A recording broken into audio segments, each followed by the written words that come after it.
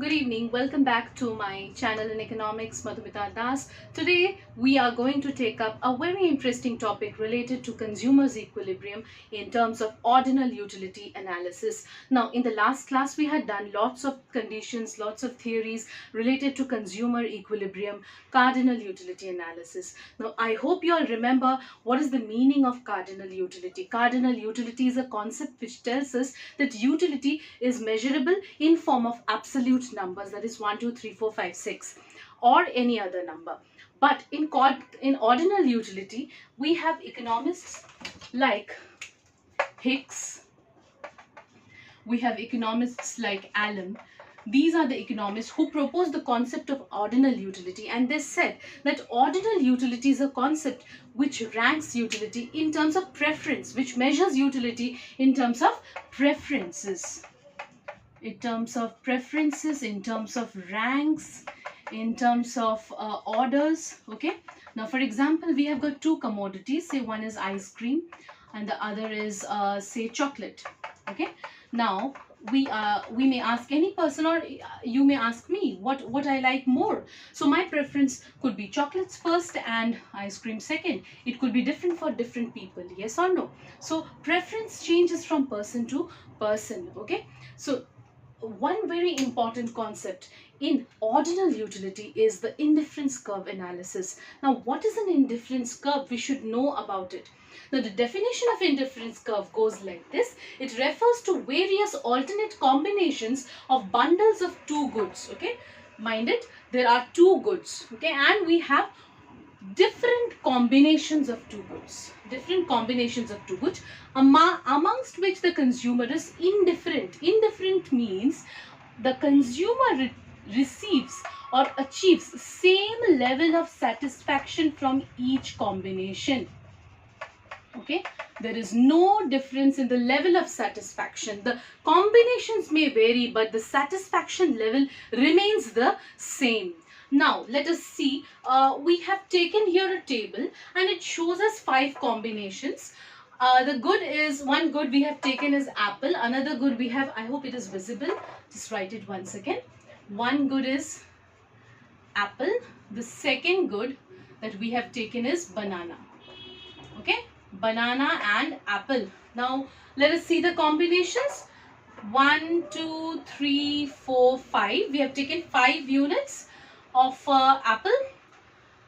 Then for banana, say 15, 10, 6, and then we have got 3 and 1. So these are the various combinations. So A combination shows that we are purchasing 1 apple and 15 bananas. B combination shows that we are purchasing 2 apples and 10 bananas. C shows 3 apples and 6 bananas.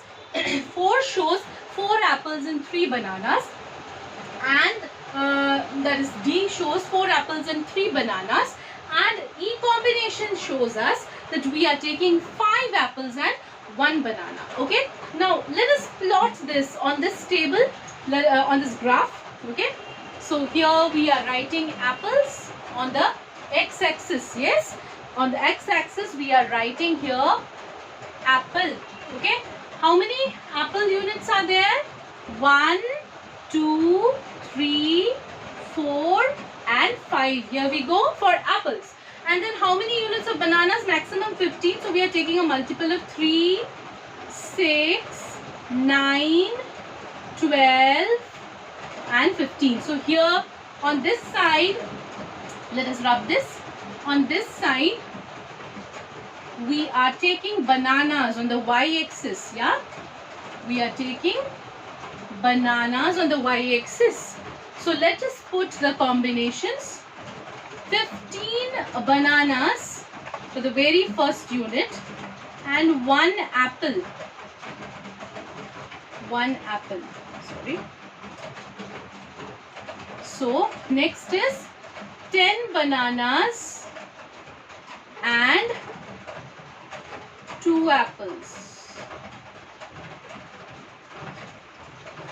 Next is 3 apples and 6 bananas. So 6 bananas and 3 apples.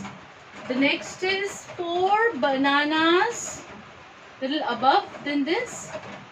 4 bananas and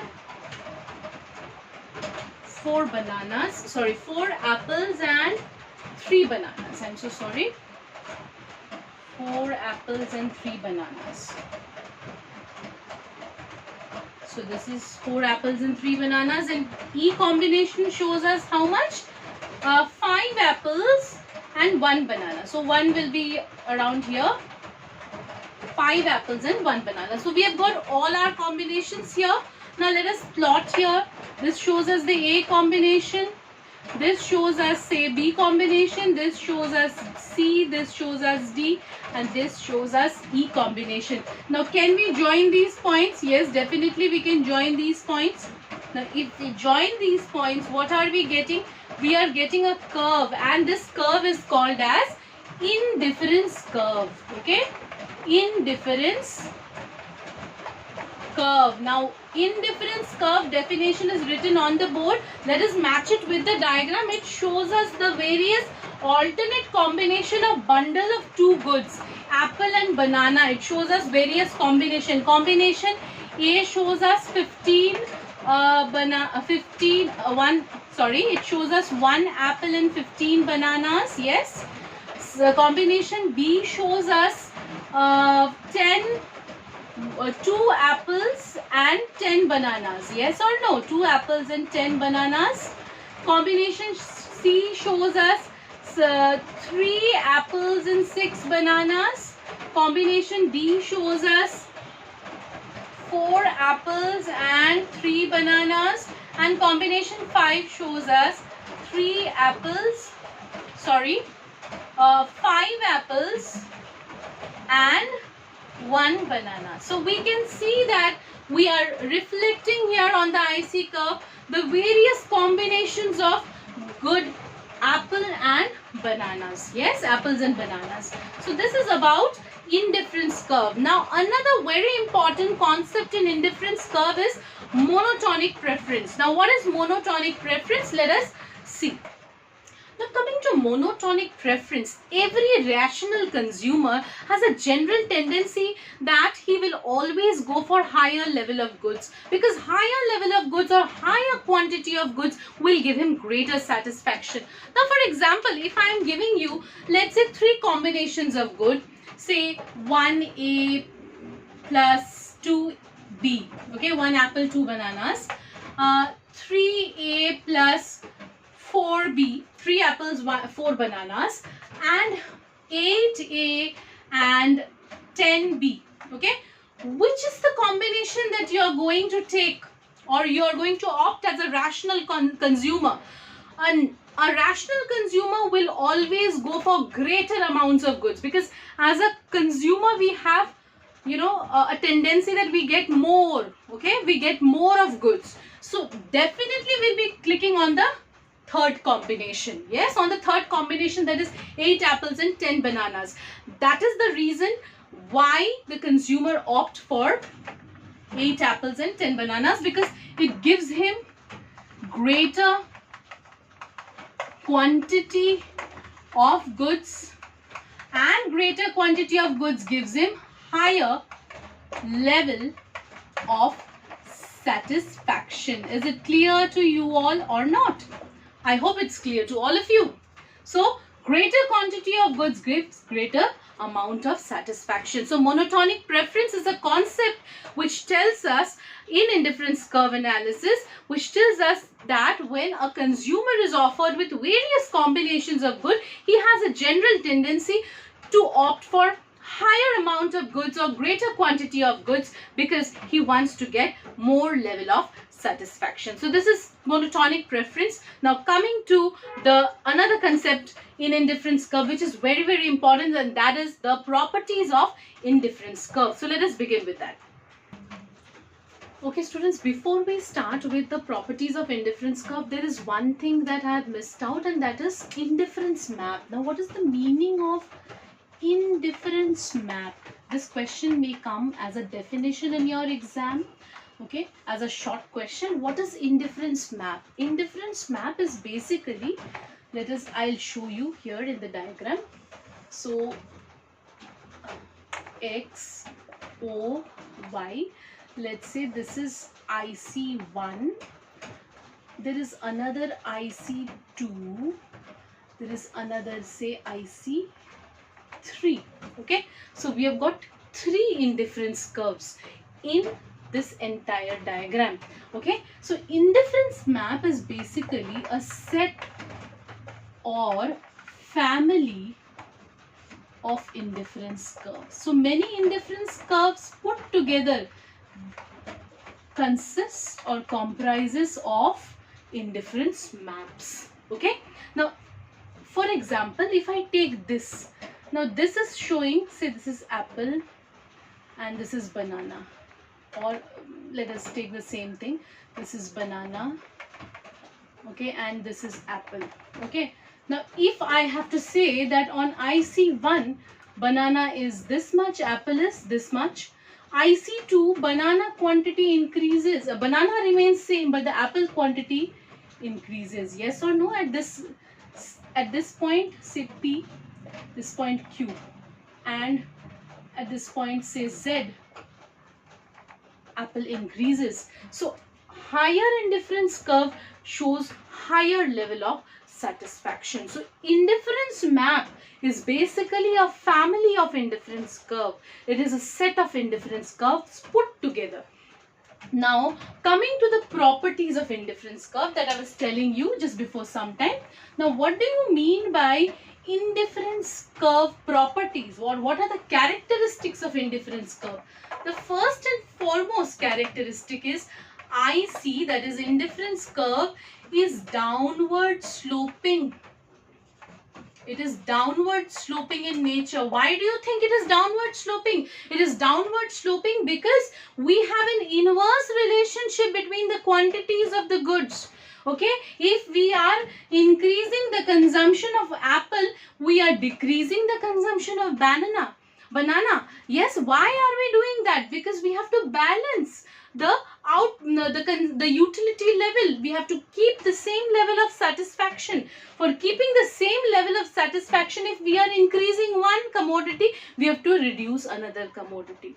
Okay, so basically this is downward sloping because there is an inverse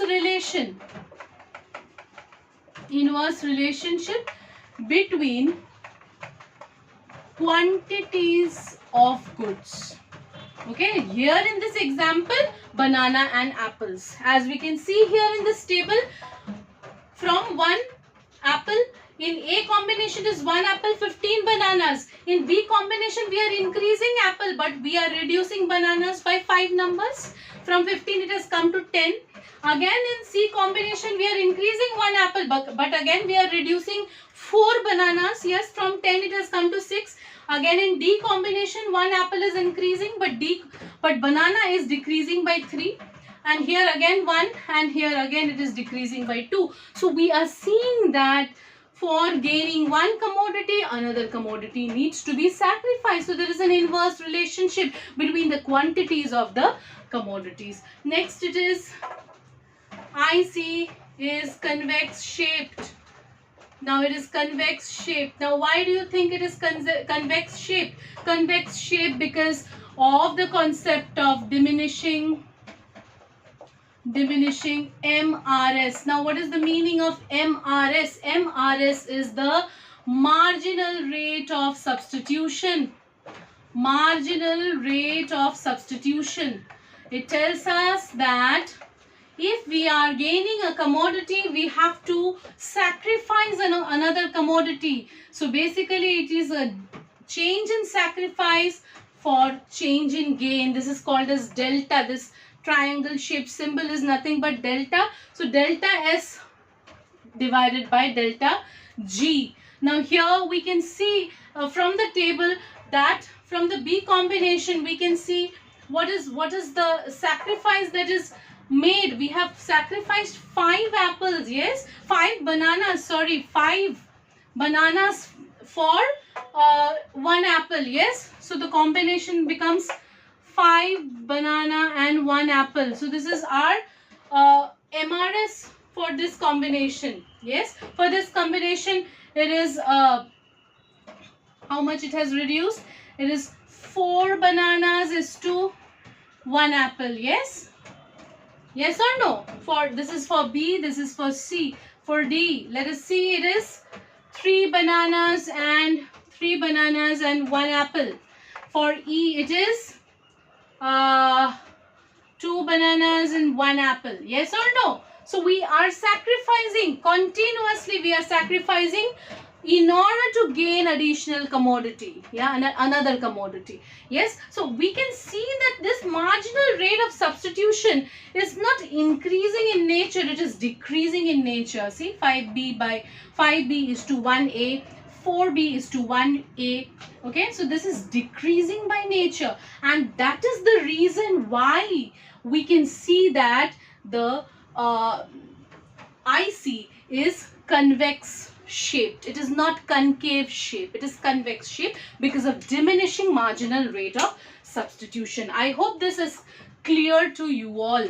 Okay, very, very important. It comes for 2 marks question. It comes for as a property of indifference curve question. So this is very, very important. Next is higher IC. Okay, higher IC represents higher satisfaction. Higher IC represents higher satisfaction. Now, we have already done this in indifference map. We can see here that IC1 is less than IC2 is less than IC3. IC3 will always give us the highest number of highest quantity of goods and highest level of satisfaction, because we can see here the quantity of output is increasing by nature. Yes or no? So that is why a higher level of IC or indifference curve always represents higher level of satisfactions. Okay, next, the last one, 2 IC curves. 2 IC curves never intersect one another. This is again a very, very important point. Now, what happens if 2 IC curves intersect one another? Let's say XOY. Okay, this is IC1. Okay, and this is IC2. Okay, now if they intersect one another at the point P, say, and this is Q, this is R. Okay, now if they intersect one another, then at point P they will have this, same quantity of goods, which is not possible, because in indifference curve analysis we have studied in indifference curve definition that it represents various quantity or combinations of goods. The combinations of goods will vary, but it will represent the same level of satisfaction. So this is not possible. We cannot have the same level of output for the goods. Okay, the output varies for different combinations. Okay, so this is kind of impossible thing. So 2 ICs never intersect one another or coincide one another. That's it for today, students. We have done today the meaning of indifference curve. We have done the definition of monotonic preference. We have done the concept of monotonic preference. We have also learned about indifference map. We have learned about the various properties of indifference curve analysis. Now, we are left with budget line and we are left with budget set now, and then we are done with the utility chapter, and then we'll quickly move on to the elasticity of demand chapter. So students, if you have liked my videos, dear students, if you have liked my video, please put a thumbs up and do subscribe to my channel. Also, do comment in the comments box and let me know that what are your queries in economics, so that I can prepare more and more videos for you to make the subject learning interesting. Thank you so much. Meet you in the next video.